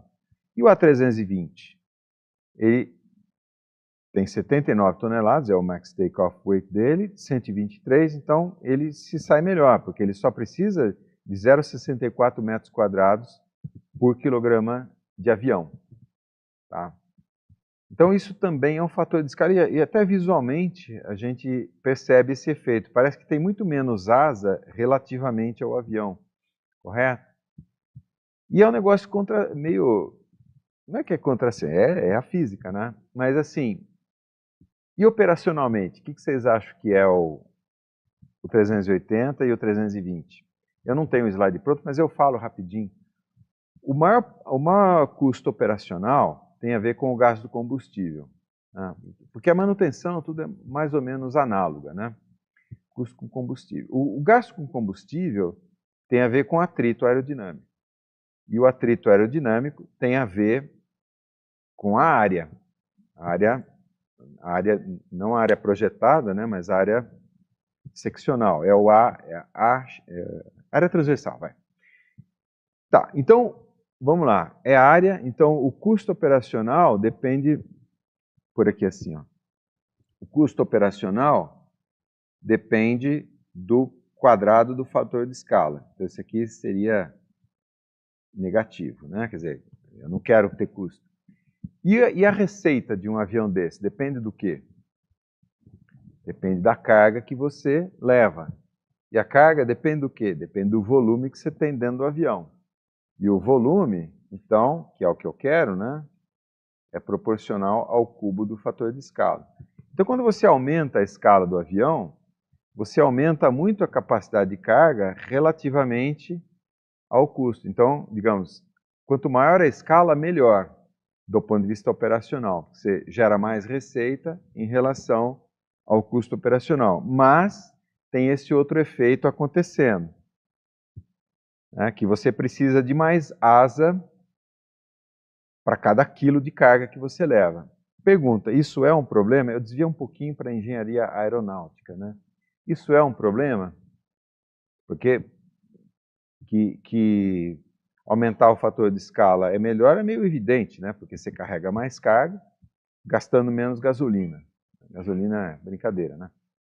Tá? E daí que precisa de 47 metros quadrados? Qual é o problema que está aqui? Está nessa foto aqui, ó. A infraestrutura aeroportuária. Então, o grande problema de ter asas muito grandes, tem um problema civil também, de engenharia civil, que é o piso e tal, mas aí, né, é relativamente mais fácil de resolver, mas é sobretudo as plataformas de embarque, toda essa infraestrutura aqui é bem mais complexa para o A380. Então, na verdade, aí um detalhe, se vocês lerem a história do projeto do A380, quando eles estavam dimensionando a plataforma, eles de propósito o dimensionaram com uma asa um pouquinho maior, prevendo uma versão do A380 maior ainda. Mas aí o custo de manter essa estrutura aeroportuária não está compensando e ele acabou sendo descomissionado. Ainda tem bastante voando, eu adoro, todo dia eu fico olhando ali, eu gosto de olhar o aeroporto de Londres, né? Tem bastante A380 que pousa lá e tal, de vez em quando eu vejo um. Mas então, voltando para a aeroespacial, né, a questão são as tecnologias, aliás, não voltando para a aeroespacial, saindo mais ainda da engenharia aeronáutica e entrando para a engenharia de transportes, é o mesmo fenômeno em outros modais de transporte. Tá? E aqui é um outro envelope operacional, que é a velocidade do transporte em relação ao custo energético. Tá? E aqui, isso aqui é um dado real, né? É uma compilação de muitos dados. A referência está aqui, né? É uma pesquisa, e separado em transporte de carga e passageiro por modal, tá vendo? Ônibus, trem, helicóptero. Então parece que tem aqui um limite, que aqui não é só a segunda lei da termodinâmica, mas também é um pouco de economia, né? Mas então, isso explica esse fenômeno que eu estou também meio passando rápido, explica por que que os navios cargueiros são cada vez maiores, é a mesma coisa. Tá? Então, quanto mais você gera mais receita, porque você tem mais volume, tá? E o custo operacional depende da área, no caso do navio. Tá? Isso vale para navio, vale para avião, só que o que matou o 380 aí é a estrutura aeroportuária, no caso dos containers e petroleiros, é relativamente fácil você construir essa infraestrutura aqui. É muito legal isso aqui, tá vendo? Tem um estacionamento de containers aqui, né? O navio chega, desembarca, os guindastes ali descarregam esses containers e recarregam todos os. Isso aqui é um aeroporto de container, ou um hidroporto de container. Tá? E para outros modais também, caminhão, na Austrália, que você tem grandes trechos retos, né? Então dá para fazer trens de caminhão aqui com 10, 12 carretas, por exemplo. O Brasil já usa aqui o treminhão, né, na indústria sucroalcooleira, que é avançadíssimo em relação a outras indústrias aí mundo afora. Tá? Mas é o mesmo fenômeno. Tá? E, como eu mostrei para vocês, o meu preferido, infelizmente, na verdade, o meu preferido é o 747. É que o A380 também é muito legal. Tá? Mas aí só para explicar que energeticamente o 380 segue esse padrão que eu estou mencionando para vocês, mas aí o que está matando é a infraestrutura aeroportuária. Ótimo. Voltando ali para a engenharia aeroespacial, acho que vocês perceberam, né, que, pelo menos eu induzi, eu não fiz as contas para provar, mas esse gráfico aqui, olha, esse aqui que é importante, né? A gente podia, nesses vários modais aqui, avião, trem, etc., a gente podia pôr os foguetes, aí, os lançadores orbitais, que vai seguir o mesmo padrão. Tá? Mas esse problema, ele se extrapola um pouquinho, porque tudo isso que eu estou falando tem a ver com a atmosfera e com a intensidade da gravidade do planeta que você está pensando. Então, eu comecei essa aula dizendo que Marte é um lugar complicado para pousar, porque ele tem atmosfera, mas a atmosfera não é muito rarefeita para você dissipar toda a sua energia, e principalmente a parte final do pouso.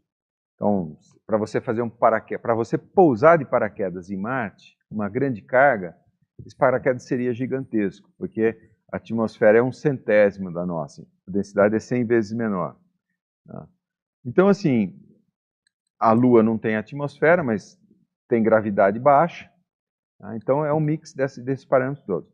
O pessoal está quebrando a cabeça para desenvolver um sistema de pouso em Marte, e isso está nesse livro, eu até coloquei aqui para vocês, e nesse artigo aqui também, tá? Se vocês quiserem ler. E sabe qual que era a maior dúvida? Que está sendo dissolvida é coisa de química, né? Está sendo resolvida, está sendo explicada, que é a questão da reignição do motor na reentrada. E essa onda de choque que faz aqui, que eles acreditavam que essa onda, de alguma forma, ia estragar ali o foguete. Os Falcon 9 vêm fazendo isso o tempo todo, e eu sei até que eles têm um contrato, eles que eu digo a NASA e a SpaceX, para colocar telemetria aqui, para gerar dados, principalmente na Starship, porque eles não vão de Falcon 9 para Marte, né? Mas principalmente na Starship, para tentar começar a entender o que vai acontecer em Marte. A grande dúvida era religar os motores aqui, porque imagina, você está caindo a Mach 15 e dá partida no motor, o que vai acontecer? Ele vai ligar mesmo, né? Porque você tem um escoamento super intenso. Tá? Então, isso está sendo mais ou menos resolvido. Bom, em frente aqui, né? Então, explicando aqui que o pouso retropropelido, ao contrário ali da asa do paraquedas, que depende do fator de escala da sua aeronave ou do seu foguete, no caso do pouso propelido, a força só depende da taxa de queima de propelente. E a taxa de queima de propelente você regula na bomba. Então você põe o que você quiser, basicamente. Então, na verdade, quando a gente vai aumentando a escala, peguei lá de novo o astronauta 1 para 1, agora ele vai pousar usando um retrofoguete aqui. Então, se você dobrar o tamanho do astronauta, né, quer dizer, dobrar o fator de escala, simplesmente dobra o consumo de propelente. Triplicou, triplica o consumo de propelente e assim por diante. Tá? Então, a técnica de pouso pode ser executada da seguinte maneira. Né? A primeira parte do pousamento seria a parte, essa aqui seria a etapa 2, dissipação da energia. Tá? A gente faz em queda livre mesmo, e se você usar aquelas técnicas de expor a maior área possível, etc., como é o caso da Starship, então nesse período aqui o astronauta, ou a cápsula que seja, vai caindo, e toda essa dissipação, né, vai ser feita, quer dizer, esse trabalho, isso aqui é um trabalho mecânico, vai ser feito pela força de atrito aerodinâmico, que vai ser a massa vezes a aceleração vezes a velocidade terminal. Então, quanto maior a velocidade, quanto menor a velocidade terminal, menor esse trabalho. E o pouso final propriamente, né? Deixa eu pôr aqui, ó. E o pouso final propriamente, você religa os motores e zera a velocidade. Tá? Então, essa é a técnica. Né? Bom, isso aqui são só as formulinhas, etc. Ah, e aqui eu já desestagiei, que é o seguinte. Então, quanto mais tempo eu permanecer em queda livre, mais eu dissipo energia. Isso aqui é uma coisa preparatória para o que virá. Já estou terminando. Quanto mais tempo eu permanecer em queda livre, maior é esse trabalho de dissipação da energia, portanto, menor o consumo de propelente na fase final do pouso. Tá? Isso a gente vai ver. Bom, o segundo quiz aqui, segundo e último, por que os paraquedas e asas só são viáveis no pouso de espaçonaves relativamente pequenas? Devido à aceleração de Coriolis, porque a rotação da Terra é máxima no Equador, devido à força de atração gravitacional do Sol, porque suas dimensões aumentam mais rapidamente que o peso da espaçonave, é impossível saber. Pode falar.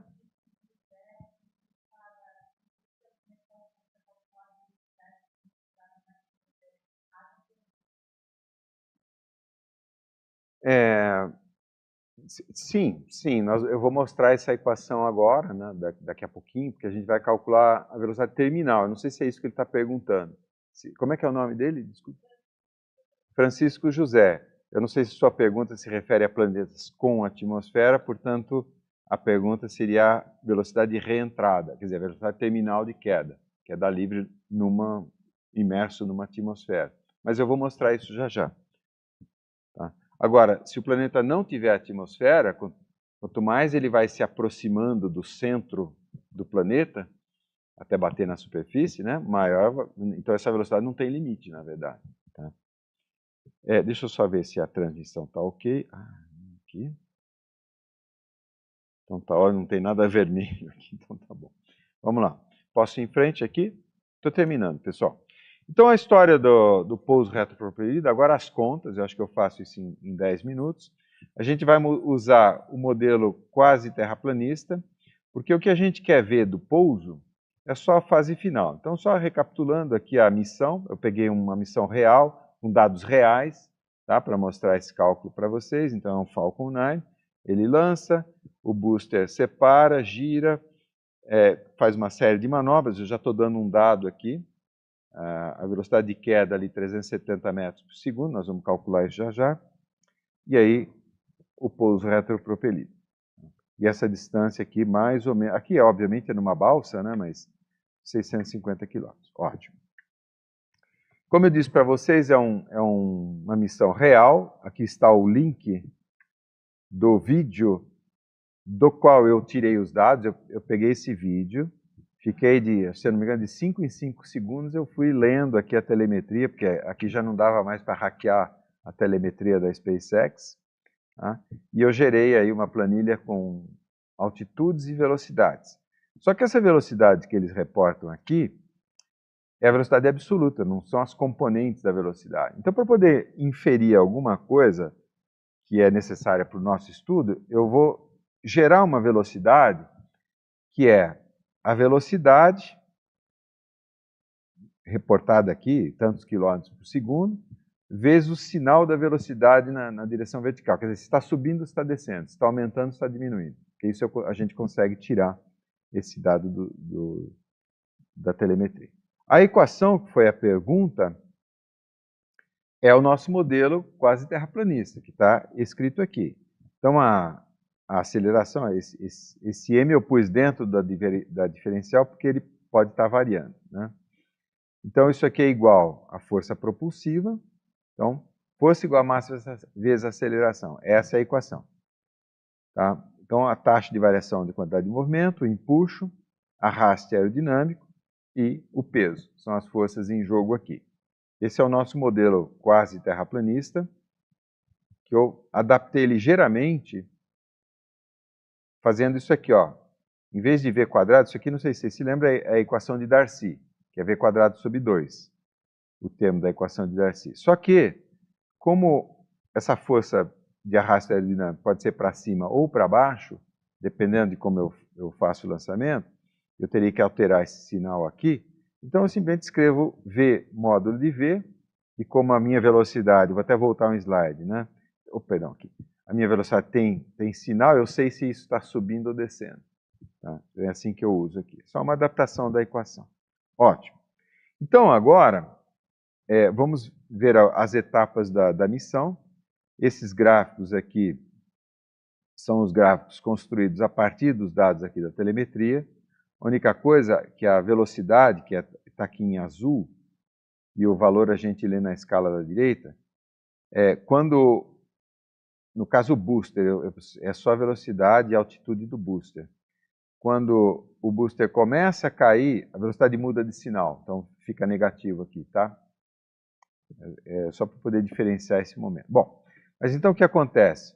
Lança, vai aumentando a velocidade, vai aumentando inclusive a aceleração. Aqui acabou o combustível do booster. Aí então ele começa a diminuir a velocidade, ele continua subindo. Se você olhar o gráfico de altitude, tá? Aqui cortou, né? Desligou o motor. O booster continua subindo, mas a velocidade vai caindo. Então ele está subindo, mas subindo cada vez mais lento. Até chegar no apogeu. Quando no apogeu ele começa a cair, portanto a velocidade fica negativa, do jeito que eu estou expressando aqui. Então ele começa a cair, e aí a pergunta, né? Ele começa a ganhar velocidade, só que nessa posição aqui ele tá no espaço já, está acima de 130 km de altitude. Então não tem atmosfera. Então, ele vai acelerando, por isso que a velocidade aparentemente continua caindo, mas ela está caindo no sentido vertical, né? Quer dizer, está aumentando a velocidade. Então aqui, olha, nessa posição,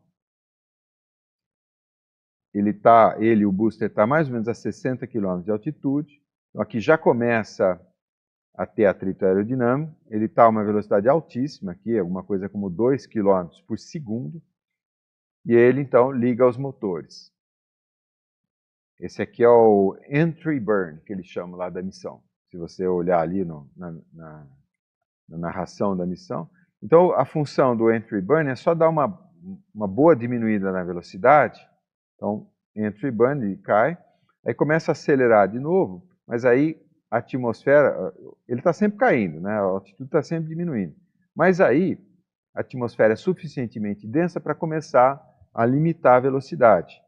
Então, deixa eu já colocar aqui os dados. Nessa fase aqui, ele está em queda livre e alcança a velocidade terminal, que fazendo as contas, 370 metros por segundo. A equação é exatamente essa, olha. Tá? A gente, nessa fase aqui que está em vermelho, o que a gente tem? A gente tem que ele tá em velocidade constante. Então, esse termo é zero. O motor está desligado, esse termo é zero. Então, o que você tem?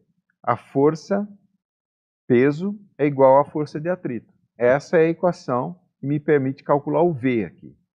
e se a gente colocar os dados do Falcon 9, a área, o CX, etc., você vai calcular 370 metros por segundo, mais ou menos, e isso bate com a velocidade da telemetria. A Falcon 9, então, cai a 370 metros por segundo. É interessante a gente representar a missão inteira no que seria o espaço de fase, por isso que eu falei de equação diferencial, né? A velocidade aqui embaixo e a altitude ali em cima. E a vantagem de ter o sinal, que a parte da subida da missão, isso aqui é um gráfico real, tá? Você faz com aqueles dados lá, depois eu passo a planilha para vocês. A fase ascensional da missão fica à direita do diagrama de fase, e a descida propriamente à esquerda. Entry, burn, etc. E o que nos interessa para o pouso é só esse trechinho final azul aqui, que é quando ele liga o motor para fazer o pouso final. Então, como é que a gente vai fazer? Rapidinho, olha. Para não ter que simular, ó, esse é um truque, tá, pessoal? Para não ter que simular toda a missão até aqui, eu vou fazer o seguinte. Eu vou imaginar que o tempo está passando ao contrário. Então eu vou simular um lançamento ao contrário. Então é como se normalmente eu colocaria o tempo t igual a 0 aqui correndo da esquerda para a direita, mas eu posso colocar o tempo no instante do pouso e ele andando ao contrário. Então eu vou usar a mesma equação com uma única diferença. A massa do meu foguete, em vez de estar... Então agora você tem que pensar o filme passando ao contrário, tá? Então conforme o foguete, ele pousa teoricamente com massa zero, com zero propelente. Quando ele lança, ele vai ganhando propelente. Então, em vez do propelente diminuindo, tá vendo esse sinal de menos aqui? O propelente vai aumentando. É só isso que precisa fazer. E a gente só precisa simular 10 segundos de lançamento. Então, o modelo quase terraplanista dá e sobra. Tá? É o que a gente vai fazer. Bom, aí a parte dos cálculos, né, eu posso ir um pouco mais rápido. E nós vamos usar, de novo, a nossa equação malvada favorita, para calcular a massa de propelente. Esses cálculos que estão em vermelho aí, seria o ideal com aceleração infinita. Porque imagina que, nesse lançamento ao contrário, eu gastasse todo o propelente instantaneamente, todo o propelente de pouso. Então é como se fosse um tiro de canhão, correto? Então, o ΔV desse lançamento ao contrário, como é que eu calculo? ΔV é o 370, que é a velocidade terminal. Eu peguei aqui os dados do ISP do motor e tal, e a massa do booster do Falcon 9 vazio. Então, a menor quantidade de propelente com que eu posso pousar o Falcon 9, que eu peguei os dados do Falcon 9, do booster, né, é 3,89 toneladas. Tá? Isso aqui é o meu, eu fiz um cálculo à parte aqui, tá? E agora a gente vai usar essa equação para calcular. Então, vamos lá, eu vou calcular, e um detalhe, que eu não pus a equação aqui, mas, obviamente, depende do CX. Porque a área é a mesma, a densidade é a mesma, a densidade do ar, etc. Tá? E por que eu vou fazer para diferentes CX?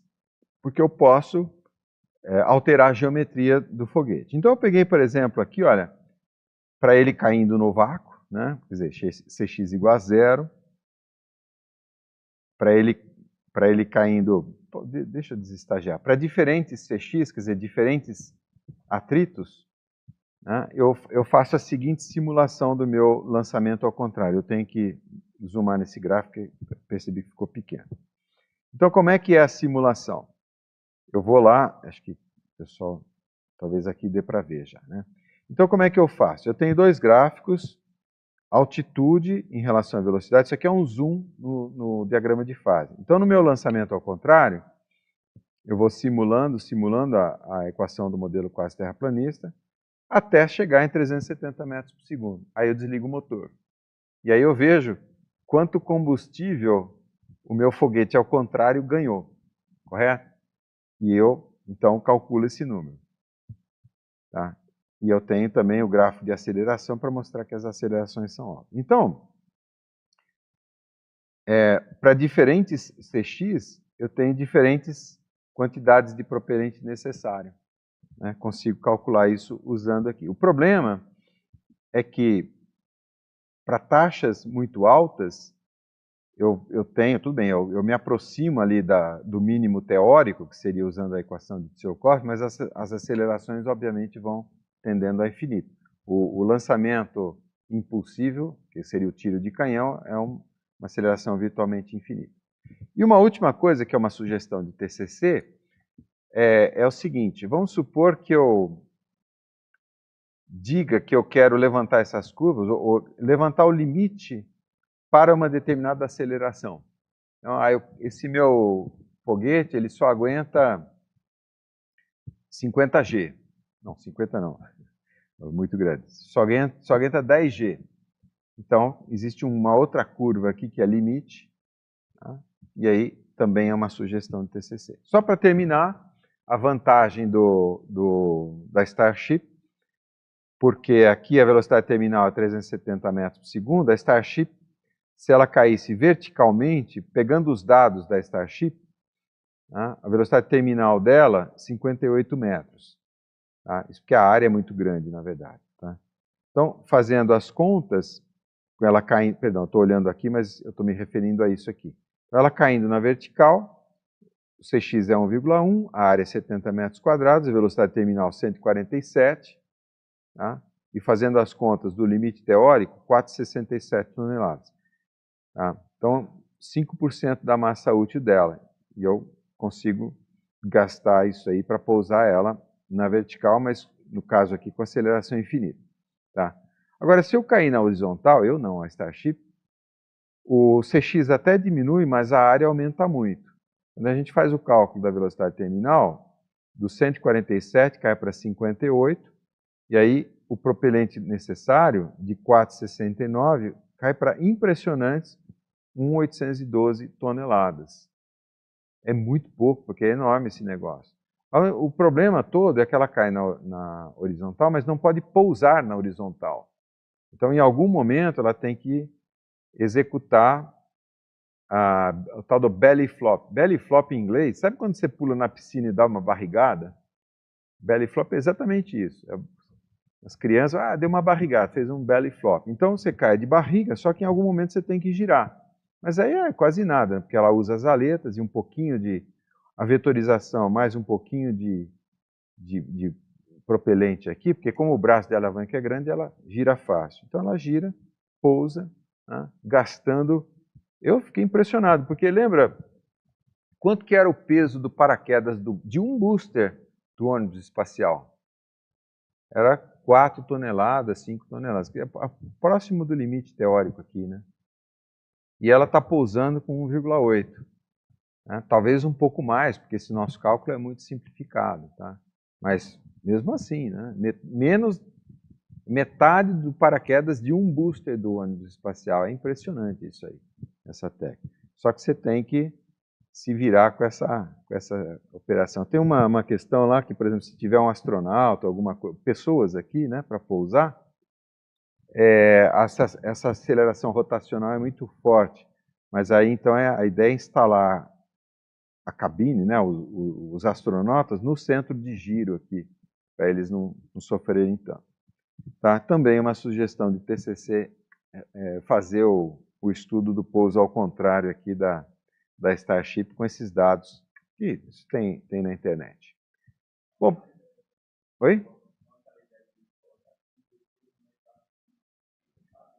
Então, porque é o seguinte, eu não sei se foi muito rápido, né?